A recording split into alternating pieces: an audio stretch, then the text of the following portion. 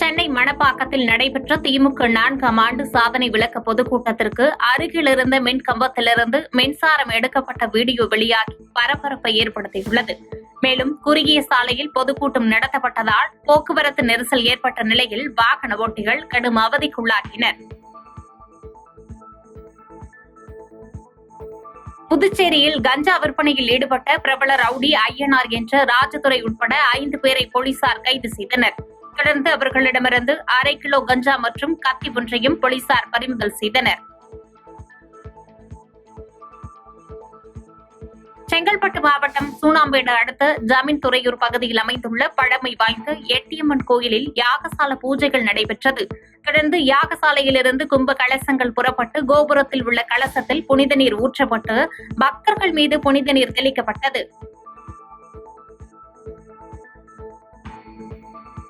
செங்கல்பட்டு மாவட்டம் மதுராந்தகம் ஏரியில் இருந்து எவ்வித அனுமதியும் பெறாமல் தனியார் நில உரிமையாளர் பல லட்சம் ரூபாய் மதிப்பிலான மண் திருட்டில் ஈடுபட்டு வருவதாக அப்பகுதி மக்கள் குற்றம் சாட்டியுள்ளனர்.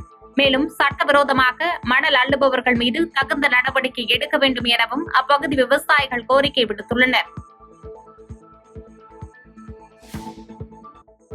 திருவண்ணாமலையில் பௌர்ணமி கிரிவலத்திற்காக தனியார் பேருந்துகளை அரசு போக்குவரத்து கழகம் வாடகைக்கு எடுத்த சம்பவம் விமர்சனத்திற்குள்ளாகியுள்ளது. அரசு போக்குவரத்து கழகத்திற்கு சொந்தமான பேருந்துகளை பயன்படுத்தாமல் தனியார் பேருந்துகளை வாடகைக்கு எடுத்திருப்பது கண்டனத்திற்குரியது என்று பொதுமக்கள் கருத்து தெரிவித்துள்ளனர். திருவண்ணாமலை அருணாச்சலேஸ்வரர் கோயில் பௌர்ணமி கிரிவலத்தையொட்டி பொதுமக்களுக்கு தேவையான அடிப்படை வசதிகள் மாவட்ட நிர்வாகத்தின் சார்பாக சிறப்பாக ஏற்பாடு செய்யப்பட்டுள்ளது. கோவில் பின்புறம் உள்ள மலையை சுற்றி 14 கிலோமீட்டர் தொலைவு கொண்ட கிரிவல பாதையில் லட்சக்கணக்கான பக்தர்கள் கிரிவலம் செல்ல உள்ள நிலையில் பாதுகாப்புகள் பலப்படுத்தப்பட்டுள்ளன. மதுரை மாவட்டம் திருமங்கலம் அடுத்த பேரையூரில் தோட்டத்தில் மர்மமான முறையில் இறந்து கிடந்த விவசாயியின் உடலை மீட்டு பிரேத பரிசோதனைக்கு போலீசார் அனுப்பி வைத்தனர். உடலில் எந்தவித காயங்களும் இல்லாத நிலையில் விவசாயி சடலமாக மீட்கப்பட்ட சம்பவம் தொடர்பாக போலீசார் பல்வேறு கோணங்களில் விசாரணை மேற்கொண்டு வருகின்றனர். தென்காசி அருகே தோரணமலை முருகன் கோவிலில் ஆனி மாத பௌர்ணமியை முன்னிட்டு கிரிவலம் நடைபெற்றது. 6 கிலோமீட்டர் தூரம் நடைபெற்ற இந்த கிரிவலத்தில் ஏராளமான பக்தர்கள் கலந்து கொண்டு சுவாமி தரிசனம் செய்தனர்.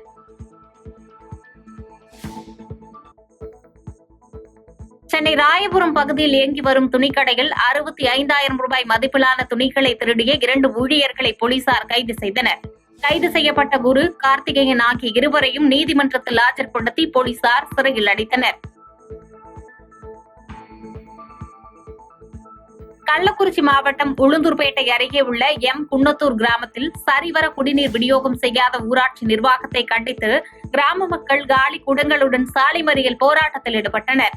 இதனால் அப்பகுதியில் போக்குவரத்து நெரிசல் ஏற்பட்ட நிலையில் உரிய நடவடிக்கை எடுக்கப்படும் என்று அதிகாரிகள் உறுதியளித்த பின்பு போராட்டம் கைவிடப்பட்டது. கடலூர் மாவட்டம் பன்ருட்டியில் வீட்டில் பதுக்கி வைத்திருந்த ரேஷன் பொருட்களை மாவட்ட வட்ட வழங்கல் அதிகாரிகள் பறிமுதல் செய்தனர். ரகசிய தகவலின்படி பூட்டிய வீட்டிற்குள் சோதனை செய்த அதிகாரிகள் 1200 கிலோ அரிசி மற்றும் 120 கிலோ கோதுமை பொருட்களை பறிமுதல் செய்தனர்.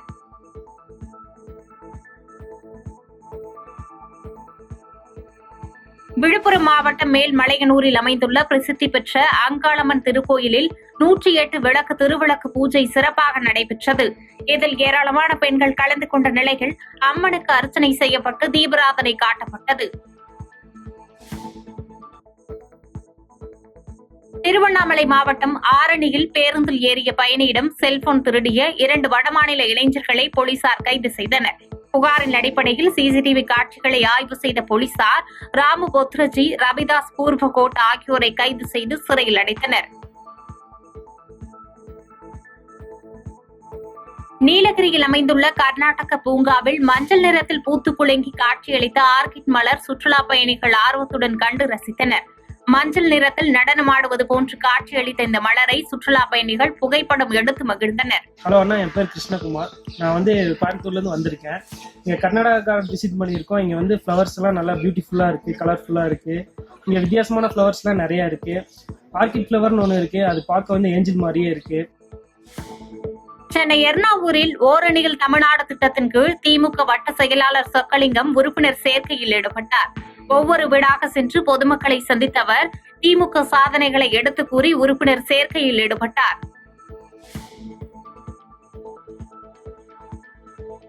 செங்கல்பட்டு மாவட்டம் மதுராந்தகம் அடுத்த அச்சரப்பாக்கத்தில் அரசு கட்டடங்கள் கட்டி முடிக்கப்பட்டு தற்போது வரை திறக்கப்படாமல் இருப்பதாக பொதுமக்கள் குற்றம் சாட்டியுள்ளனர். கட்டடங்கள் திறக்கப்படாமல் இருப்பதால் சமூக விரோதிகளின் கூடாரமாக இருப்பதாக வேதனை தெரிவிக்கும் மக்கள் தகுந்த நடவடிக்கை மேற்கொள்ள வேண்டும் எனவும் கோரிக்கை விடுத்துள்ளனர்.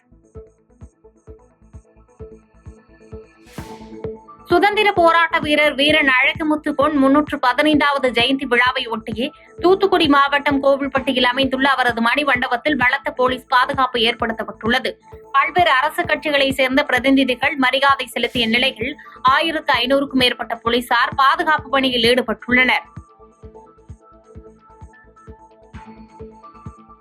புதிய நவகிரக கோயில் பிரதிஷ்டைக்காக சபரிமலை ஐயப்பன் கோயிலில் இன்று மாலை நடை திறக்கப்பட உள்ளது. ஜூன் 11ஆம் தேதி முதல் அடுத்த 3 நாட்களுக்கு நடை திறக்கப்படும் என கோயில் நிர்வாகம் சார்பில் தெரிவிக்கப்பட்டுள்ளது.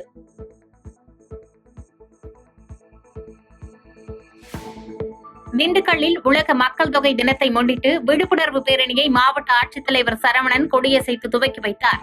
இதில் பெண் கல்வியை ஊக்குவிப்போம் என விழிப்புணர்வு உறுதிமொழி ஏற்று பதாகைகளை கையில் ஏந்தியபடி மாணவிகள் பேரணியாக சென்றனர். சேலம் மாவட்டம் ஓமலூர் அருகே கோடிக்கணக்கில் வர்த்தகமாகும் மாட்டுச்சந்தை மழைக்காலங்களில் சேரும் சகதியமாக மாறிவிடுவதாக வியாபாரிகள் வேதனை தெரிவித்துள்ளனர். இதனால் சுகாதாரமற்ற சந்தையாக மாறி வரும் கால்நடை சந்தையை சீரமைக்க வேண்டும் எனவும் வியாபாரிகள் கோரிக்கை விடுத்துள்ளனர்.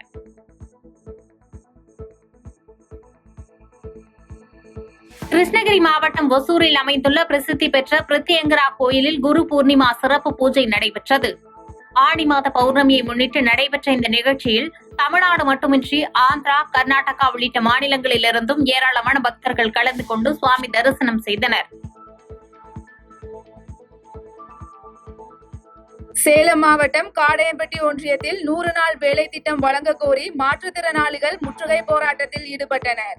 மேலும் காடையம்பட்டி ஒன்றியத்தில் உள்ள ஊராட்சி செயலாளர்கள் மாற்றுத்திறனாளிகளுக்கு வேலை வழங்க மறுக்கிறார்கள் என்றும், வேலையில் உள்ள மாற்றுத்திறனாளிகளுக்கு குறைந்த ஊதியமே வழங்கப்படுகிறது என்றும் அவர்கள் குற்றம் சாட்டினர். தென்காசி மாவட்டம் சங்கரன் கோயில் மற்றும் அதன் சுற்றுவட்டார பகுதியில் வியாபாரிகளால் குறைந்த விலைக்கு கொள்முதல் செய்யப்படும் நாட்டுச்சோளம் வெளியில் அதிக விலைக்கு விற்பனை செய்யப்படுவதாக விவசாயிகள் குற்றம் சாட்டியுள்ளனர். இதுகுறித்து அரசிடம் தெரிவிக்கும் பட்சத்தில் எந்தவித நடவடிக்கையும் இல்லை என தெரிவித்த விவசாயிகள் இந்த ஆண்டு விளைச்சல் அதிகமாக இருந்த போதிலும் விலை குறைவாக உள்ளது என வேதனை தெரிவித்துள்ளனர். தேனி மாவட்டம் பெரியகுளம் அரசு தலைமை மருத்துவமனையில் சட்டமன்ற உறுப்பினர் வேல்முருகன் தலைமையிலான தமிழ்நாடு சட்டமன்ற பேரவை அரசு உறுதிமொழி குழு ஆய்வு மேற்கொண்டது. இந்த ஆய்வில் புதிய சிடி ஸ்கேன் இயந்திரத்தின் ஆவணங்களுக்கு பதிலாக பழைய இயந்திரத்திற்கான ஆவணங்கள் காண்பிக்கப்பட்டதை தொடர்ந்து புதிய ஆவணங்களை சமர்ப்பிக்க உத்தரவிடப்பட்டது.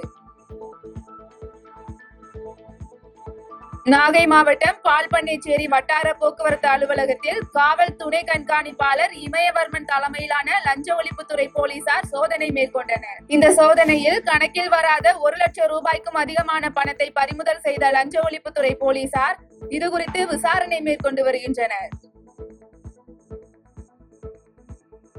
ராமநாதபுரம் மாவட்டம் திருவாடனை காவல் நிலையத்தில் மாவட்ட காவல் கண்காணிப்பாளர் சதீஷ் வருடாந்திர ஆய்வு மேற்கொண்டார். இந்த ஆய்வின் போது காவல் நிலையத்தில் இருந்த ஆவணங்கள் சரிபார்க்கப்பட்டதை தொடர்ந்து ஆய்வில் காவல் துணை கண்காணிப்பாளர் சீனிவாசன், ஆய்வாளர் மருதுபாண்டி உள்ளிட்ட காவலர்கள் பலர் பங்கேற்றனர். பாதகம் செய்பவரை கண்டால் நாம் பயம் கொள்ளலாகாது பாப்பா. மோதி மிதித்துவிடு பாப்பா, அவர் முகத்தில் உமிழ்ந்து விடு பாப்பா. அண்மை செய்திகளை உடனுக்குடன் தெரிந்து கொள்ள இணைந்திருங்கள் எம் நாடு தொலைக்காட்சியுடன்.